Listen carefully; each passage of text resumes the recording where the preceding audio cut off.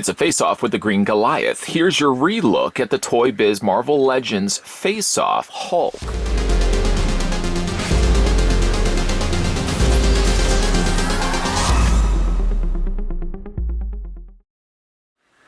Not only would I say this is a definitive Hulk figure to have in your collection, but it's one of my all-time favorite figures, period. This Face-Off Hulk was a variant that was packaged in a Face-Off 2-pack along with the conniving leader. I suspect the first thing we're going to do, and not something of which I did in the first review of this guy, is first figure out how tall the figure stands. By the way, this review is all coming about anyways because somebody on Facebook had asked me, what is some of your all-time favorite figures? It didn't take very long for me to come up with a list of 10. And sure enough, up on that list, near the top of the list, was Face-Off Hulk. That's why we're going back and having a look at him again. One of my all-time favorite figures. I'm going to talk so much about this guy. Anyways, according to the Ultra Measure-Tron 5000 members of the mob, get a gander at this. You're looking at the figure standing 8.2 inches in height. And that in centimeters works out to be 20.8, almost 21 centimeters tall. Easily my all-time favorite Hulk figure, and one better. I would say it's also one of my all-time favorite figures. I know I already mentioned that already. I had sold, and to make a very short story long, I had a considerable collection of Toybiz Marvel Legend figures, along with other totes of various figures. And I sort of went through that phase period. I'm sure every collector comes to that period of time where they start thinking to themselves, I really don't need this. And why do I have this? And why do I keep this? And I sold it. And I sold them by the totes. I sold about 4 totes worth of figures to one lucky buyer. And I sold them for next to nothing. Of the various things that I did sell off, there were certain things that I did keep for my own personal collection because I knew down the road, if I was going to sell off anything, these specific handful of figures would be things that I would regret.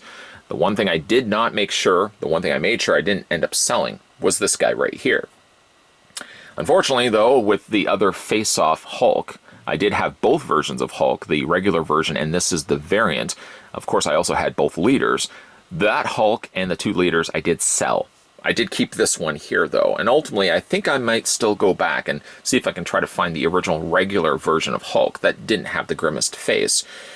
Oh, if only I didn't sell off some of my collection. I have still been able to part ways with those things on a mental level. I really don't harbor the ill-fated feelings of seller's remorse on many of my collectibles, but there are a few things that I do kick myself that I got rid of. So let me just usher these words to you guys, any members of the mob, and any really viewers of this video. Be very cautious when it comes down to that time of selling stuff.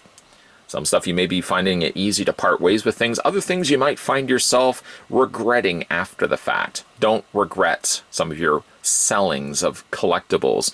Don't regret some of that stuff. So anyways, to make a long story short, or ultimately a short story long, what I did end up ultimately keeping was this Hulk. I don't have the backdrop, and I don't have the leader. But at the end of the day, I have really the one thing I wanted in all of this, and this is one of my all-time favorite Hulks. This was released by Toybiz, and the Hulk itself, I think, couldn't have nailed a better... For me, this is the way Hulk should look.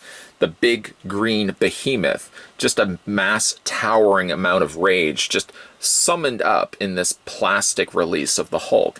Now, he's not perfect, but he's as perfect should be for me to adore this particular figure. Some of the little nitpicks I certainly could make, and obviously will mention, is the fact that things on the figure don't quite gel. Colors of, say, the torso, for example, match, sure, the arms, but then the face, for some strange reason, doesn't have the least bit of sheen to it. I should chalk up to the fact that the rest of the body could potentially have been just all sweaty, but you would certainly think that at the very least his face would also share a little bit of that sweat, and it's pristine, and it doesn't have that problem.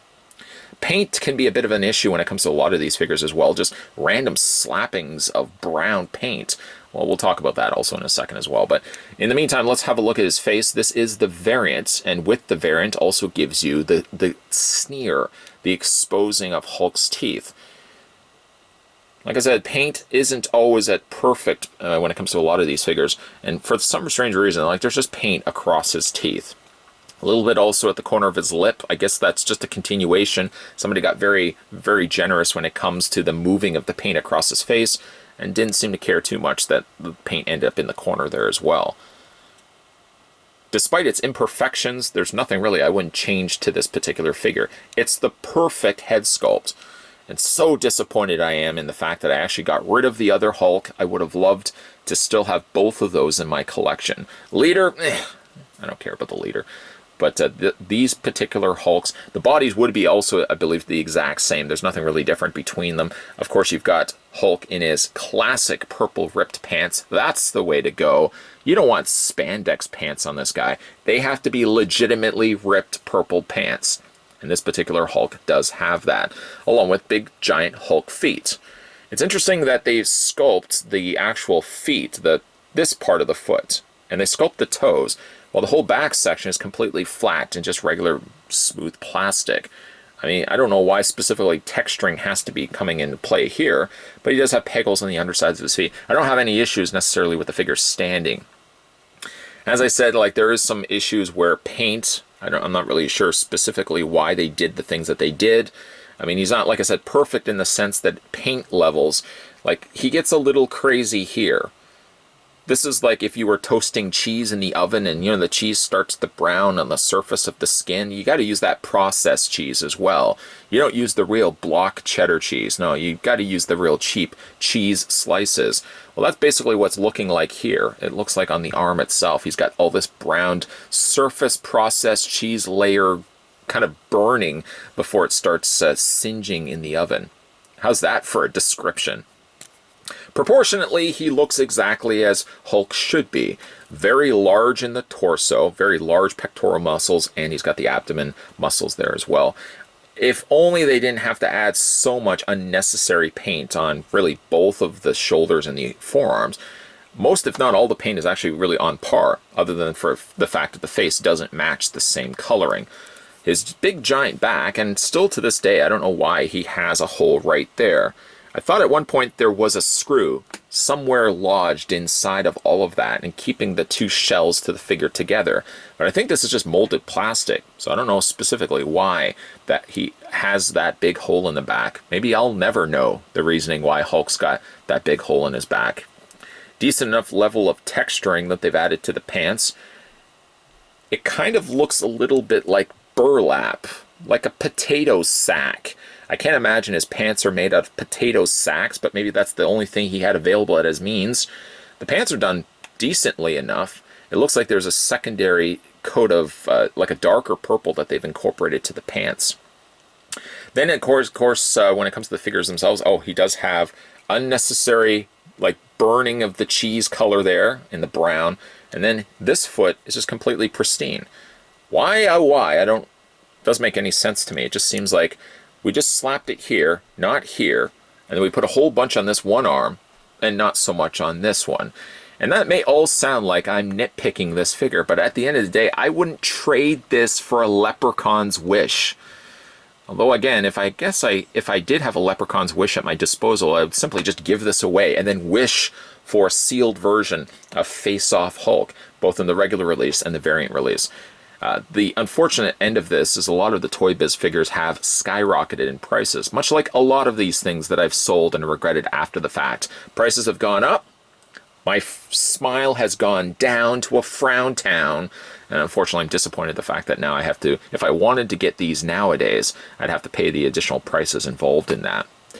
The hands themselves, again, coloring seems questionable at times. The fingers are a completely different color than his hand, but then his hand is a completely different color than his forearm. There's just a whole lot of extra stuff going on here. Colors don't match, cats and dogs living together in mass hysteria. I don't know what's going on. For his articulation though, his head rotates back and forth. This would be a time for me to say it rotates all the way around, but really there's a lot of stuff stopping it from moving all the way around. It's like his cheek, his jaw hits the side of his shoulders, and you can't really get him past that point. The head doesn't really move up and down, so really what you're relegated to is just this, back and forth. Doesn't have an ab-torso crunch, but he does have a waist swivel, so that's something. Arms move outward, and you can rotate them all the way around. Like that. You can swivel at the bicep, single bend in the elbow. I mean, even if they gave you a double hinge on the elbow, there would be no way you'd be able to bend such massive tree trunk sized arms with even with a double hinge on the elbow. It just wouldn't exist. It's not possible. The wrist swivels in a really awkward place too. It looks like he's wearing, like, this is the cuff of a dress shirt. Then he also has a hinge in the hand. I'm really not crazy about this particular articulation right here. It's not like here on this side, because his fingers are curled. Even if you bend his fingers, they seem like they're a little bit more natural looking.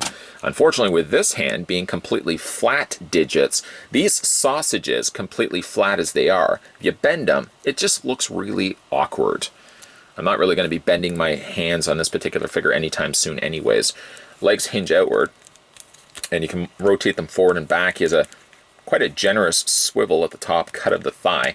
Double hinge on the knee, and then he has articulation in the foot. Now, I'm always prone, and I just literally did it right now, pinching my finger. Have you ever had this happen? You get your finger in between a joint when you hinge it something back and forth, and you always catch yourself.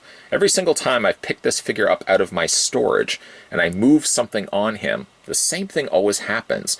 In fact, I always feel like it's the exact same finger as well. I should start protecting myself with heavy-duty gloves before handling these figures. Needless to say, he does have an ankle pivot. The feet hinge up and down, and he has toe articulation. What toe articulation actually gives you in this particular figure, who's to really say?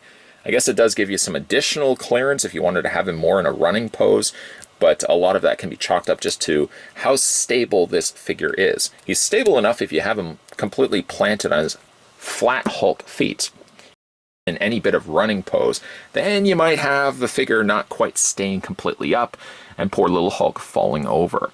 Now, even though I did pretty much sum up a lot of little nitpicks to this particular figure, hinges don't quite work when you have flat hands. They look awkward when you move their fingers. Hulk has various different colors of green. Doesn't really make much sense. And then, of course, he's got this singeing of brown on his forearms and his feet in random places that don't make any sense whatsoever. Despite all that, I adore this figure, and I wouldn't even trade him up for a Leprechaun's Wish. Let me just rephrase that. I would not trade this guy up for a Leprechaun's Wish. I'm realizing also quickly I shouldn't be tempting fate by saying I wouldn't give this up for a Leprechaun's Wish. This would be the opportunity where a little tiny leprechaun would tap me on my shoulder and say, let's discuss this Leprechaun's Wish. I think when it would be all said and done, if providing there isn't any catch, and I know well enough these movies about leprechauns to know that there's always a catch when it comes to a wish.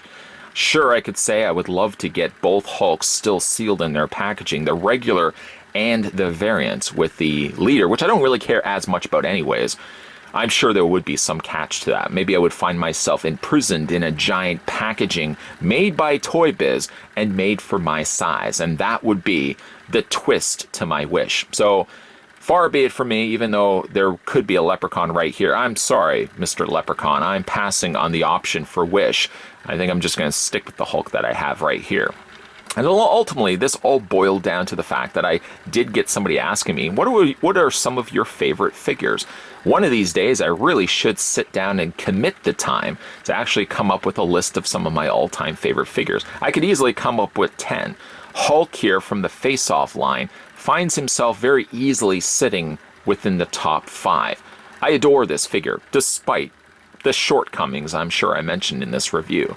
What are your favorite figures? I'd love to pose that question to you, the members of the mob. What are your top 5 favorite figures? Let me know down below in the comments section. Also, did you manage to pick up this figure along in your tenure of collecting? And maybe you guys can even tell me as well, have you ever sold anything that you regret after the fact? I think when it was all said and done, I parted ways with the regular version of Hulk, and I decided of the two, I just wanted to keep the variant. Hindsight being what it is, at the end of the day, I probably should have just kept both Hulks and just sold him everything else that was in the totes. He made off like a bandit. I don't even know what his name was anymore. He bought like 4 totes of stuff, and he got it for next to nothing. See? You never want to be selling stuff unless you're 100%. No, let me rephrase that. unless you're 1,000% sure that you're not going to regret it after the fact. And there's been lots of things that I've parted ways with over the years that I regret after the fact. Luckily, we're not having this same conversation about Face Off Hulk. While I did part ways with the regular version, I'm so glad that I kept the variant. And that's why, of course, we're having a look at him right here. But I always like reading what you guys have to say down below. I love reading your stories as well. So let me know down below in the comments section, if you can, your top 5 favorite figures of all time. And if you've ever sold anything along the ways and you regret it after the fact, what was that figure? Let me know down below in the comments section. If you are new to this channel, let's just say you stumbled onto this channel, maybe even in this review. You saw Hulk, you jumped on it, and then realized after the fact that I do other stuff on this channel as well. If you are new, make sure you hit that subscribe button down below. Periodically, why not swing on over to the homepage, see what's going on and brewing on over there. And stay tuned. There's going to be a lot of videos coming away. I like to do a mix of both. This channel is really all about looking at all the new hot stuff that's coming out. I don't mean myself either. All the hot stuff that's going to be coming out on the store shelves, I like to have a look at it on this channel. And I also like periodically to go back to sort of my time capsule of collectibles and periodically do re-reviews on some of my favorite pieces. So the channel is a little bit of both, a little bit of country, a little bit of rock and roll, and hopefully all entertaining. There's going to be a whole lot of videos coming your way. So keep your peepers peeled and stay tuned. Thanks for watching, guys, and I'll see you guys next time.